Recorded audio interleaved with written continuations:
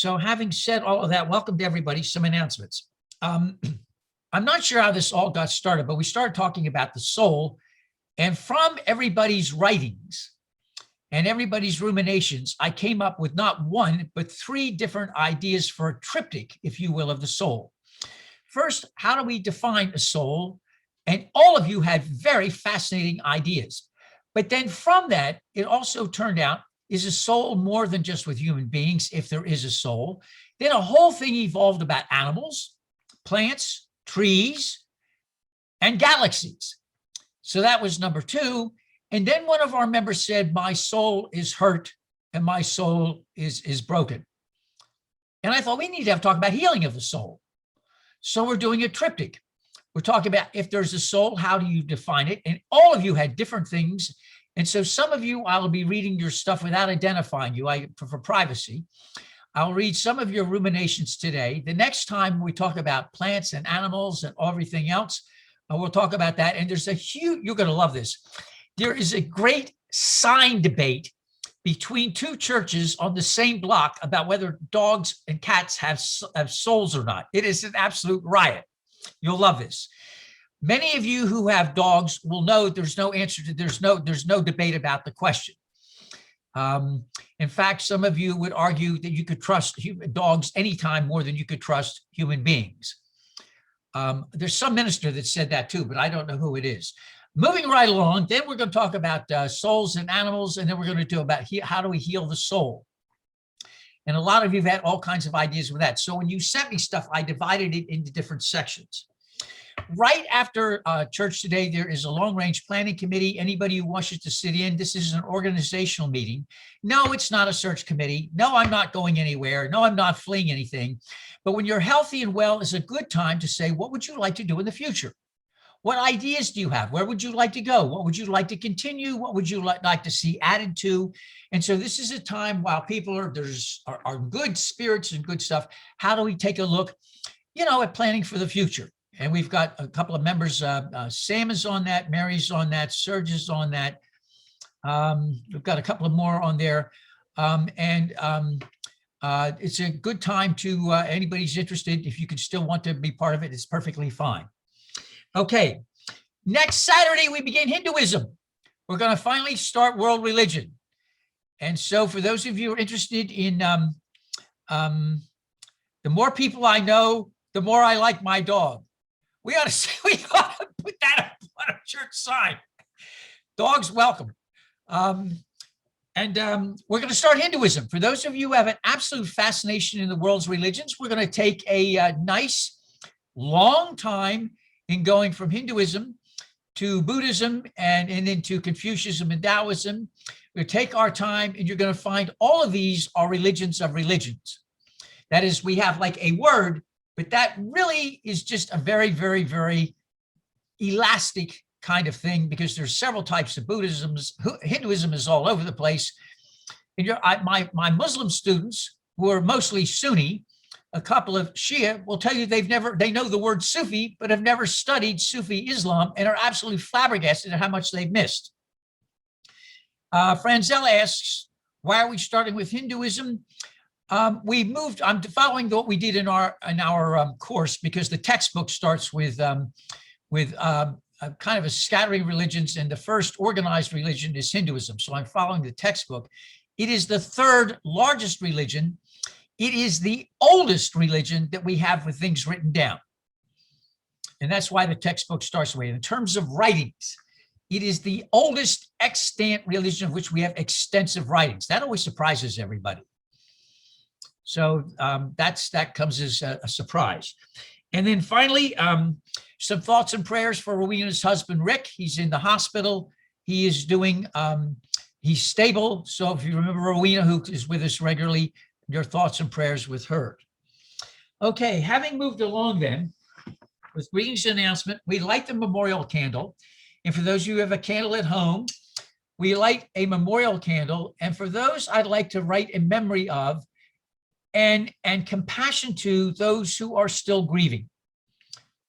A lot of people lost friends and loved ones and family members through COVID. Their grief is not over. It's not over. There are people whose marriages dissolved during this time, and there is a lot of grief there as well. A lot of us who came through this are feeling free at last, but there are a lot of people with grieving, still haven't been able to put the pieces together. So we light this out of compassion and love for the grief, the hurt, and pain that still exists. And as we come out of this, we begin in introit with Here Comes the Sun. Thank you, Camden Voices. If you would please mute and then follow me with the call to worship, I'll ask you to read the indented parts. The call to worship is some words by the Dalai Lama, as you'll see here in front of us. Please read the indented part and we'll all read the part together. There are only 2 days in the year that nothing can be done. One is yesterday and the other is tomorrow. So today is the right day to love, believe, do, and mostly live. And for those of you who can, would say with me the following prayer. May the healing of the divine preserve us. May the wisdom of the divine instruct us. May the strength of the divine protect us. May the love of the divine direct us and defend us. Amen. And now for some soul music from Bobby Byrd.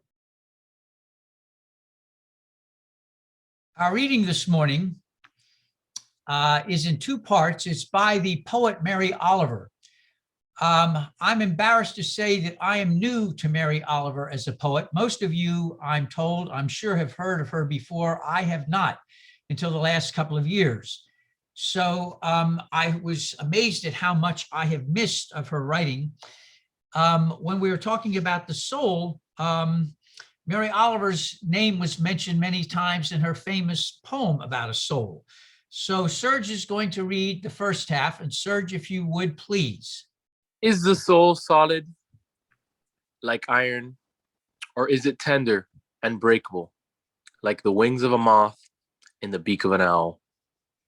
Who has it and who doesn't?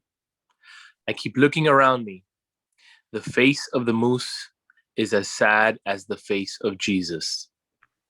The swan opens her white wings slowly. In the fall, the black bear carries leaves into the darkness. One question leads to another.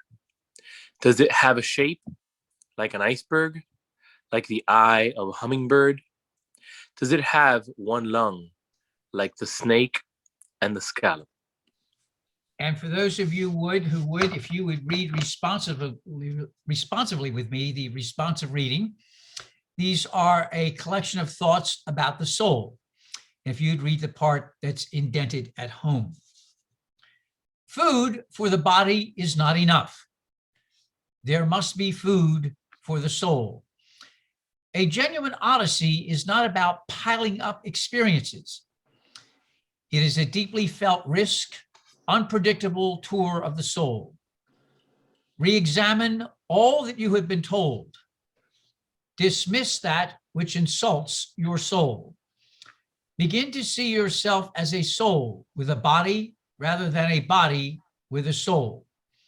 And altogether, here's the deal. The human soul doesn't want to be advised or fixed or saved. It simply wants to be witnessed, to be seen, heard, and companioned exactly as it is. And then Serge has 2 more readings for us, if he would.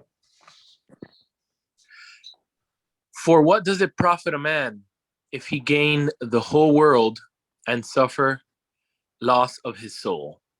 Jesus, Gospel of Mark. You don't have a soul, you are a soul. You have a body. C.S. Lewis, submitted by Ray Rodan. Why should I have it and not the anteater who loved her children? Why should I have it and not the camel? Come to think of it, what about the maple trees? What about the blue iris? What about all the little stones sitting along the moonlight? What about roses and lemons and their shining leaves? What about grass? Mary Oliver. Thank you, Serge. And this is submitted by Ron from London. Leonard Cohen's Hallelujah, but done by a steel drum in Trinidad.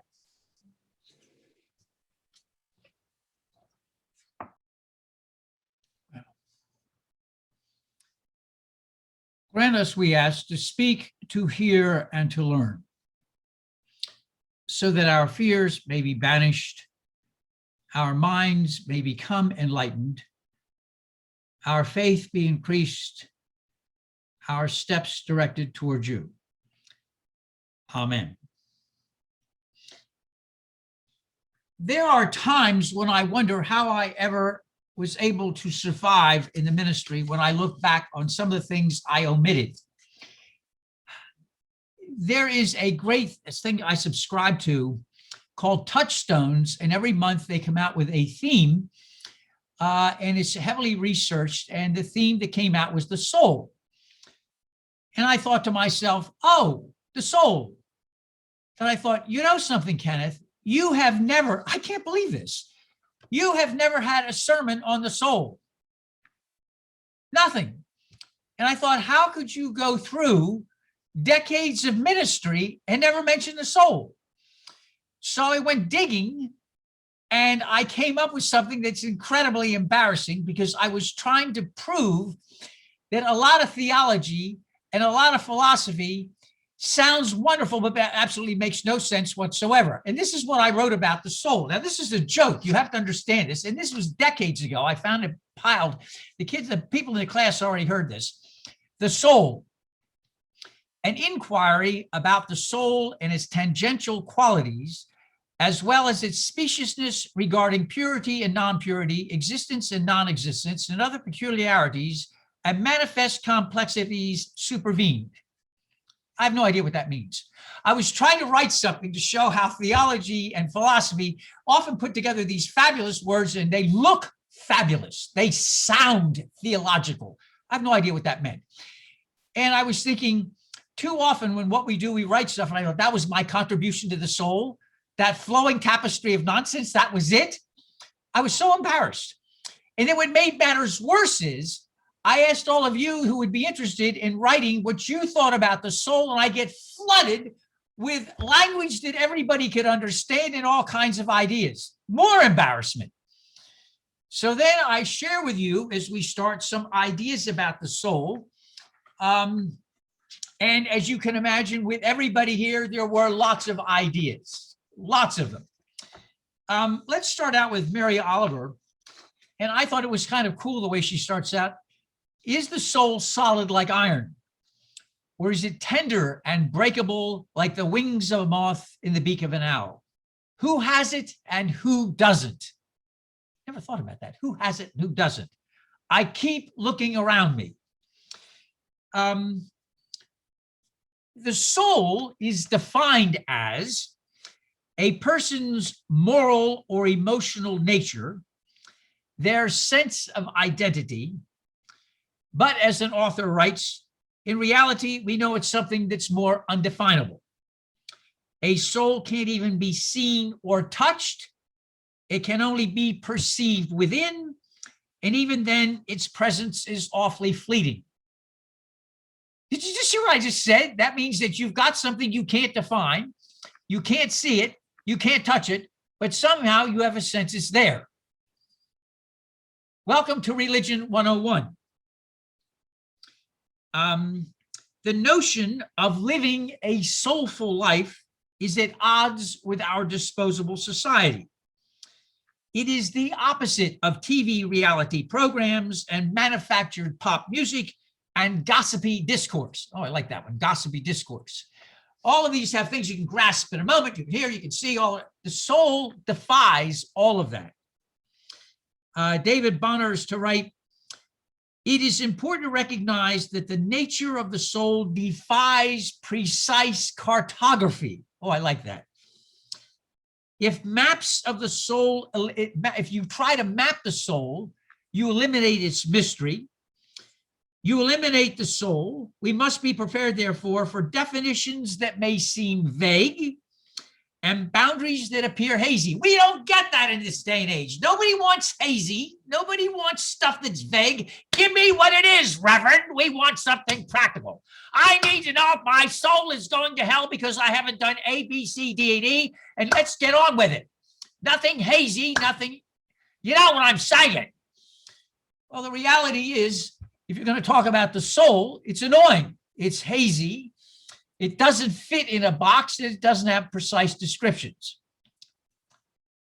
That just doesn't work for us in the 21st century. And then you get somebody like Powell Davies, who says, I use the word soul as a metaphor for the essence of our being. That may strike some of you. Now, I hope you like the following. One of our ministers, former ministers out in Appleton, Wisconsin, said he has a recipe for the soul. I hope you're in for a good joy on this. A recipe for the soul. 1 cup of agnosticism, 1/2 cup of Emerson's oversoul. Does anybody here remember what Emerson's oversoul is? That's right. I had to look it up. I had to look it up. Yes. Are you ready? The oversoul is the concept that a universal spirit lives in all. That's in everything. There's a universal spirit. That's Emerson's oversoul. The universal mind or spirit that animates, motivates, and is the unifying principle of all living things. That's Emerson. So you take 1/2 cup of Emerson, 1/2 cup of Hindu view of God. In Hinduism, there is a sense that the oversoul but there's divine reality in everything, but it is God. God is multifaceted. Everything you see around you is God. Good, bad, all of it is God. So you get the oversoul, agnosticism, oversoul, Hindu view of God, 1/2 cup of process theology. And then that asks, is the oversoul similar to cosmic consciousness? I have no idea. I have no idea. Process theology is an interesting idea that is made so complex nobody understands it. The way I can understand process theology is, if you believe in God, God is presented as being annoying, always getting in your face and always annoying and making judgments. That's a traditional view. Process theology basically says God is as dependent upon humans as humans are dependent upon God. It is a mutual dependency. You might think, if you will, of the Garden of Eden, where God is asking Adam things. Adam is getting mad at God. They're all arguing. They need each other, however, in all of this mess, because at the end, Adam and Eve are not dead. What? They're still arguing with God. God's still arguing. The story continues. So there's kind of this mutual neededness of this. Process theologians, however, use such language that nobody really understands the process they're using of explaining process theology. You take 1 teaspoon of liberation theology, 1 tablespoon of Star Wars force, 1/4 teaspoon of forgiveness, 1/2 teaspoon of gratitude, and 1/2 teaspoon of joy, and you mix it all together. So that's the way you make an ingredient of a soul. Agnosticism, oversoul, Hindu views of God, process theology, liberation theology, Star Wars, forgiveness, gratitude, and joy. I don't hear anybody coming up with anything better. Hello. Now the question is what seasonings you use and what temperature. And he says the temperature is 98.6 and you let it bake for as long as you are alive. I thought that was kind of fun. I never even thought of that. With additional ingredients, and you add additional ingredients as you go on in life. In short, when you try to talk about the soul, it's all over, and I'm going to share with you what you have written. One of our writers said that in Sufi Islam, which is a mystical form of Islam that tries to find the one, he writes that the ego is on the surface, beneath the ego is the heart, and beneath the heart is the soul. Another one of our people wrote in a quote from C.S. Lewis: "You don't have a soul, you are a soul. You have a body, but you have a soul. You are a soul." Then one of our authors writes in, "My soul is quite amorphous. squiggling about within, mightily avoiding the 7 deadly sins, except maybe gluttony. I knew you'd like that. I knew you all would like that. That was written by an atheist, by the way. I just thought mightily squiggling. So I want to know how you take the squiggling soul. Somebody has to explain that to me. Then one of our members said, maybe the soul travels. And she talks about how that there was somebody that she knew that talked about, there was a friend from Jamaica, and the Jamaica had a friend that was dying, and the lady is walking in the house, and she says, where is Martha? And she says, Martha's soul is now traveling. And so she said, the soul just does not stay in you, but when you die, it travels on. It travels through the corridor of death, and it travels on. The idea that the soul is not stasis, but when it travels. I hadn't thought about either, another metaphor. Here's one. My atomic elements will go back to the universe and be recycled. But I, as I know myself, will not. I will end at my death. I was waiting for that. Because I had lots of affirmations of the soul, but this was saying, no, I don't believe there is a soul. I believe that whatever it is. The atomic parts will continue on. A variation of that is something that, again, where have I been? I was reading about death the other day, and it said, you know, when we die, we don't die. Yes, we cease breathing, but the rest of us continues on. And you might be surprised where the rest of us goes. Your skin breaks down, your atoms break down, your molecules break down, and they are dispersed. And if you think cremation is the end of it, no, things are still dispersed into the air. Your ashes are still dispersed. So you don't die the way you think you die. What is left of you, that's unique, your body is still your own body. It doesn't belong. My body is not Melissa's, and Melissa's is not Nanette's, and Nanette's is not Felix's. They're all different bodies. So that means you're still out there someplace in some shape, form, or another. To me, the word soul is true essence, my thoughts and feelings, the sense of being kind, and especially knowing that the divine spirit is within me guiding my way. Another person writes, I think you'll all enjoy this. I learned about the soul in my first 8 years of Catholic school. We were always trying to save souls, including our own, or praying for lost souls. I did not know that Catholics and Baptists were that close. Whenever I hear of saving souls, I always think of Baptists. I need to save your soul. I did not realize Catholics were about the business of saving souls either. I learned something again. I'm learning a lot this week. I now believe that I do have a soul. Again, this thought is my essence, known only to me. It is my holiness, my morality, my instinct, my being. It has grown and developed as I have aged. It is not lost, nor does it need to be saved. We gotta hold that up. My soul is from elsewhere. I am sure of that, and I intend to end up there. That's from Rumi. Let me read that again. My soul is from elsewhere. I'm sure of that, and I intend to end up there. Notice he does not give a diagram, 10 easy steps to get there, or defines in a map where that there is. He says, I intend to get there. And here's another one. My soul is your soul. It is the creation of what we feel when we are together and apart. In short, as many as there are people, there are definitions of the word soul. There are some things that I think that we tend to see that there are in common here. Not for everybody, but there tends to be the idea that each person has something unique to them. There tends to be the idea that it is a blend not only of science of what you know about who and what you are biologically, but there is also that which makes you unique. Some of you use the word my essence. But the soul seems to be, for many people, an idea of not only what you are biologically, because each of us is unique.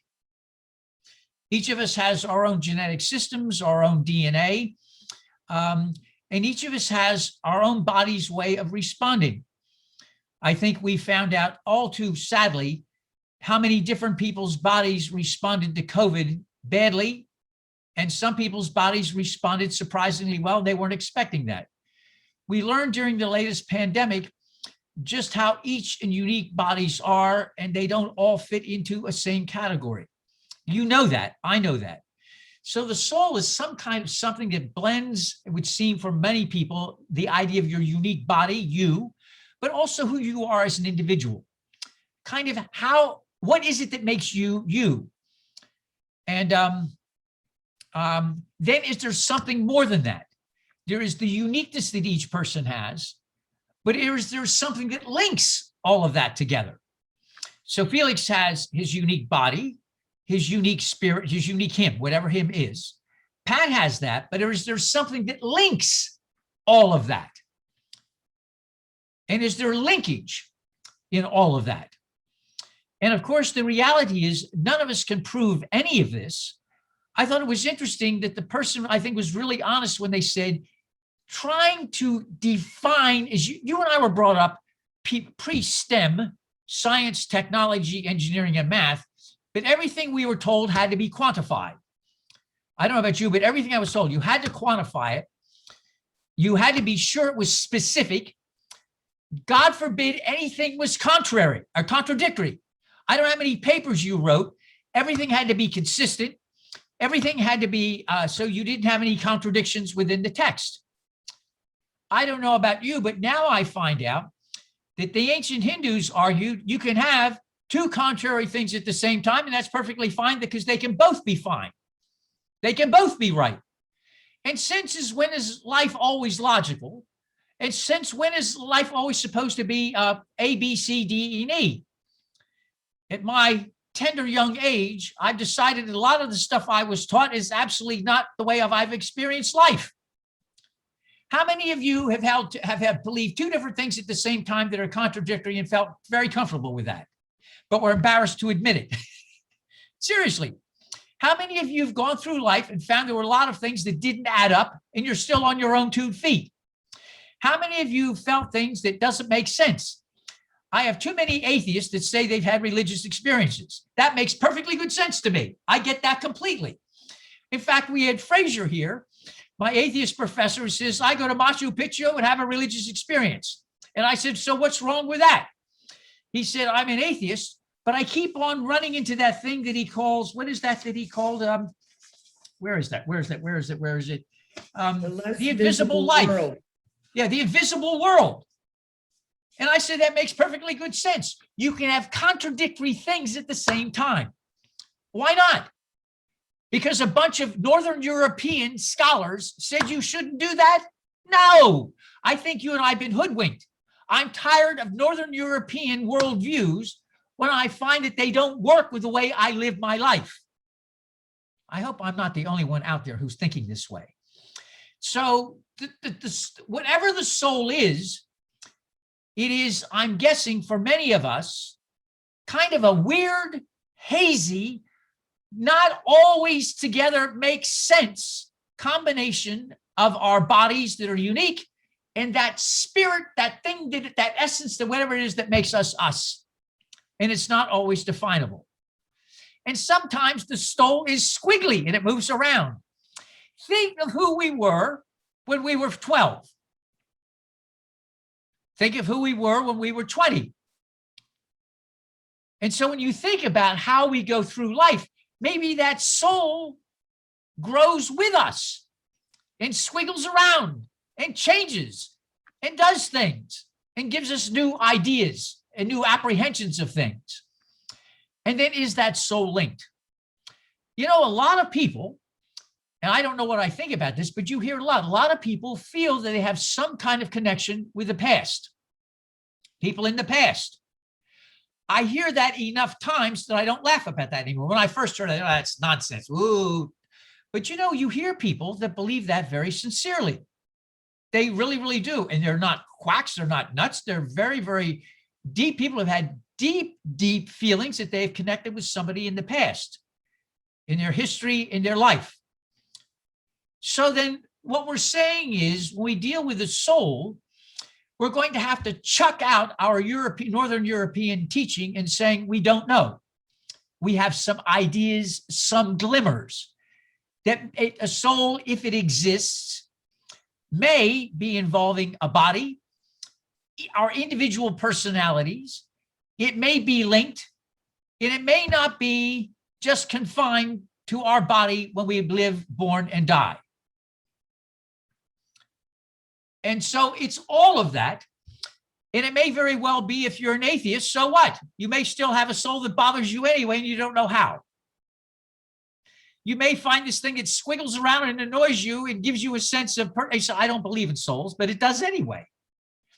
In short, it is okay to have contradictory feelings at the same time that don't make sense. There aren't A, B, C, D, and E, and that's perfectly fine because that's the way life is. And I wish somebody would have told me that that's okay when I was growing up, because it would have made life a lot easier. So I share with you some readings again. I now believe I do have a soul. It has grown and developed as I have aged. It is not lost and it doesn't need to be saved. Why should I have it and not the anteater who loves her children? Why should I have it, not the camel? Come to think of it, what about maple trees? And what about the blue iris? And what about all those little stones sitting alone in the moonlight?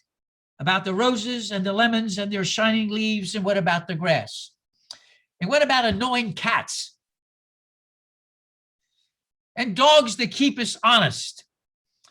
And what about those elements that go back to the universe and come back again anyway? And what about the soul that travels and the squiggling? And you have a soul and you have a body, and maybe there is an ego, and maybe there is a heart, and maybe the soul is underneath all of that. And for all of that, I say thank you. It is good to have whatever it is that keeps us alive, keeps us questing, and keeps us enjoying whatever we have on this earth together.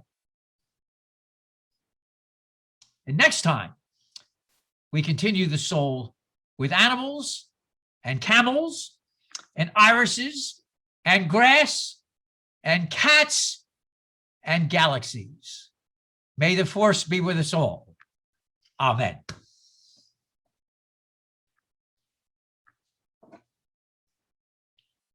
A beautiful rendition of Finlandia.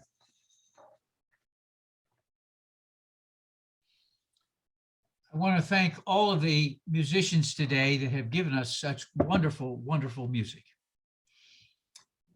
Part of our tradition at All Souls is to honor not just Jesus, but the tradition that he represented. Everybody seems to forget that he lived Jewish, was born Jewish, and he died Jewish.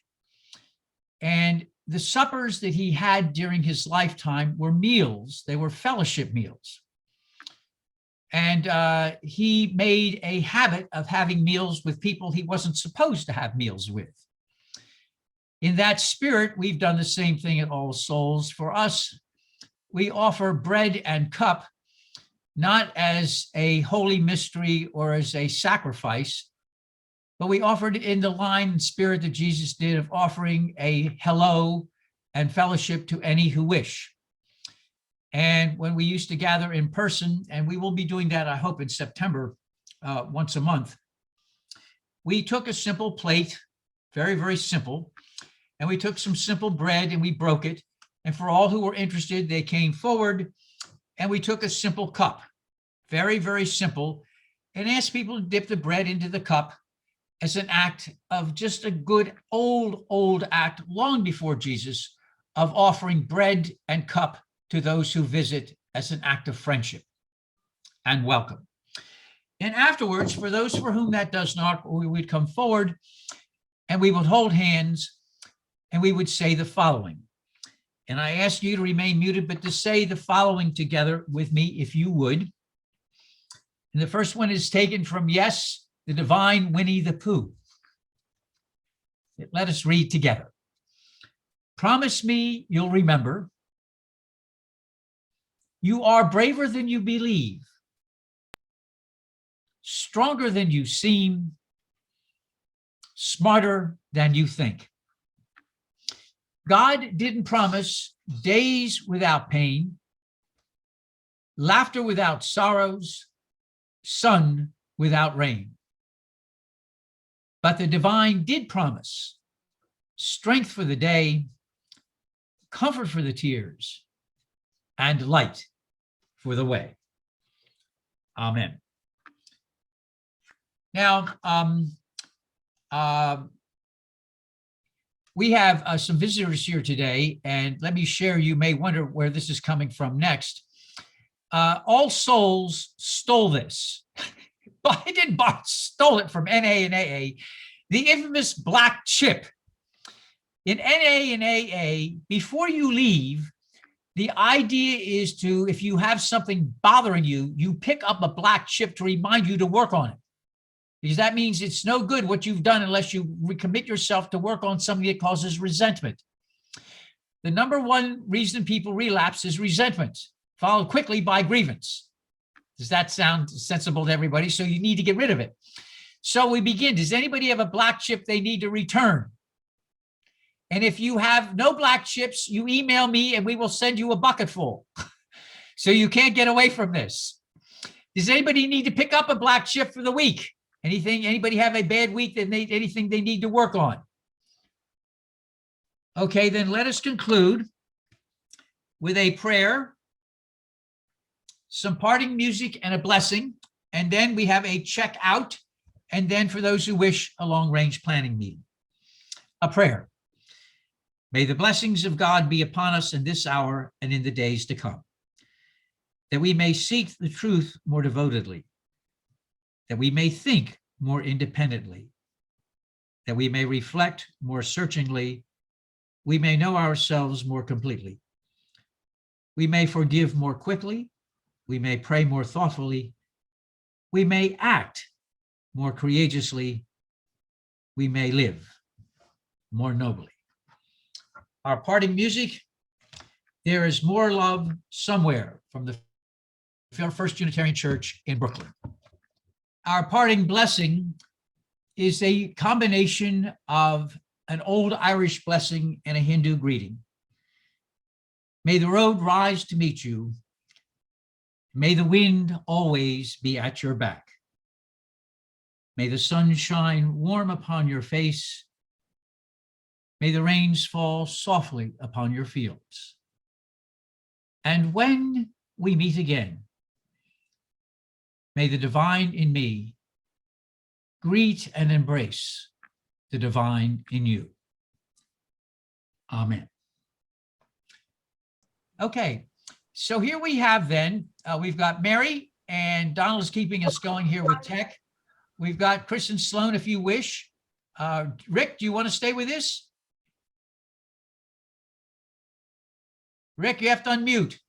Yeah, I will. And for a little while, I will. Okay, Serge, Nick is part of this. Kay, you're welcome to stay if you wish.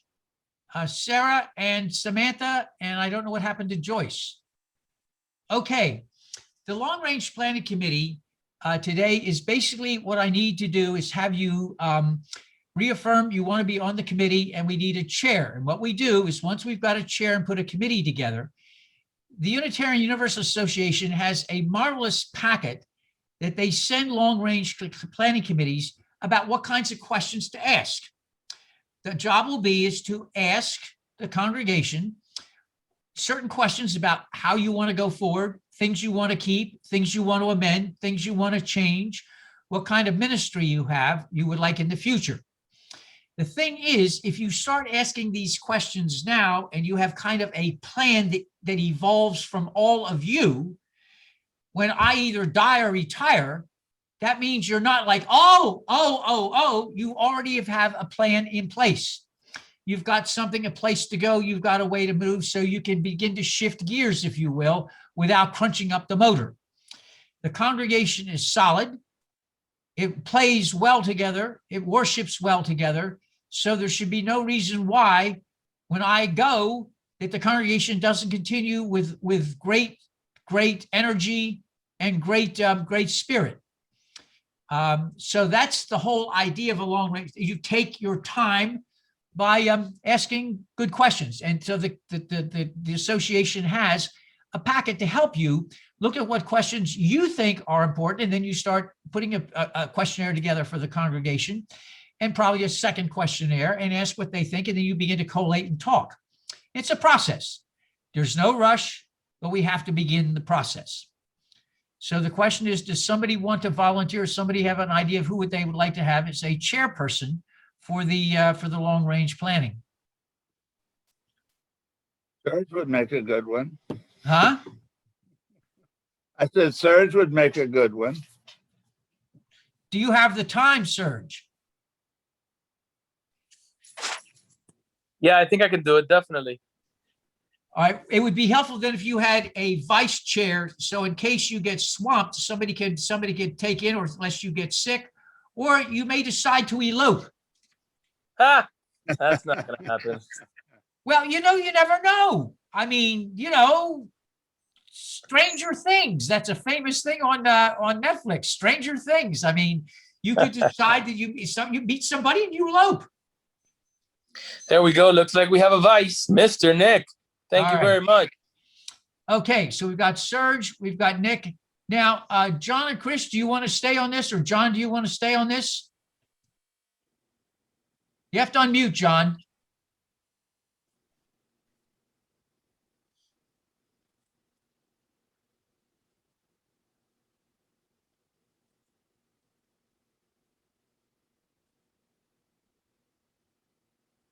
John's got that fancy iPad Pro. Okay. Okay, Rick, do you want to be part of this and know what's going on? Yeah, I'd like to. Okay, so that means Rick, Good. Serge, Nick, Mary, Kay, do you want to know what's going on? Samantha's down here, of course. She's finishing her master's, and then she's going to be free. Oh, Isn't that right, yes. Samantha? Wait, not Master officially Samantha. free, because remember, I'm 1/3 of the maid of honor Oh, for the next that's right. until October. So I'm not 100% free, but I have availability now. Okay, so that's good. That gives us some stuff. So we've got Mary, Rick, Serge, Samantha. Kay, are you interested in this at all? Okay, I'll talk to you. And Sarah is from Alabama, and John can't get hold of us. I'm sure John will let me know one way or the other. All right, so we got Serge as a chair. I will get hold of the UUA. They're having a big meeting this next week or so. So after that, in the beginning of July, I will get hold of them. Again, there's no rush, but the idea is to start a planning process now. All right, and as soon as I get information after the General Assembly, there's going to be a week or two vacation, and probably about the middle of July, I will be able to get the information we need. And then you guys will take over. It's my job to butt out. Well, I was wondering if you guys wanted to consider doing like a Google form, so that would be easier. And then we could slowly start to downsize the form. Like you're saying, doing not one survey, but a follow-up. Yeah, we can do that once we get the material. Sure, we can. Okay. Absolutely. Yeah, the idea of handing out paper forms and stuff like this is gone. But a Google form is fine. That's perfectly fine. Great idea, Sam. Thanks. If you Great want, idea. once you get the questions, I could help set up that up, and I could help with that aspect, the digital of the form filling out. Okay, perfect. There we go. All right. So we've got Rick, Mary, Serge, Nick, Sam, and I don't know what happened to Joyce, but she's supposed to be here too. All right. Any questions then? That's all we need to do. Mary, any questions? Okay, we've got a committee, as soon as now we've got a chair and a vice chair, what I'll do is I will now get hold of the association after they have their annual meeting, which is now, and ask for the material. And then I will pass it on to all of the committee members, and then you can begin to put together a Google form. Begin to ask questions about people where they want to go, how they want to continue. And again, let me remind everybody, I'm not going anywhere. This is not a search committee. This is how we plan for the future, how we make transitions. Is that good for everybody? Yeah. Good for me. Excellent. All right. Okay. Well, thank you very, very, very, very much. We're off and running. And if you have Thanks, favorite Serge. cat or dog stories, I've got to put that out for the next time. Why you think your dog or cat obviously has a soul. I need to do that. I think it's because they want to test fate. You'll write that down, Sam, because I'm going to put this out. And somehow I have to include cats. I hate doing that, but I have to include cats. Do you realize how many people here have cats? There are lots of people in this congregation who have cats. Ken, you have to include turtles too. Well, of course we do. Of course. In fact, somebody even mentioned several people who wrote about the soul. I haven't even read half the stuff. Mentioned turtles as well, and birds. Some people have birds they've had in the family forever. Yeah. That's right, birds. Parrots, parrots can live to be 50 or 60. My chairman's parrot died this year. He was 72 years old. Wow. 72. Live longer than a lot of human beings. Well, all right, everybody. Thank you very much. I will get this stuff out to everybody about dogs, cats, birds, and turtles, and what you think about souls and with them too. Thank you much, everybody. Thank you, thank you, thank you. Great sermon. Great sermon. Yes, All right, definitely. everybody. Thank you, Reverend. All What a right. sermon. Bye-bye now. Bye-bye. Bye-bye. Take care, everybody. Bye-bye. Bye-bye. Thank you, Donald.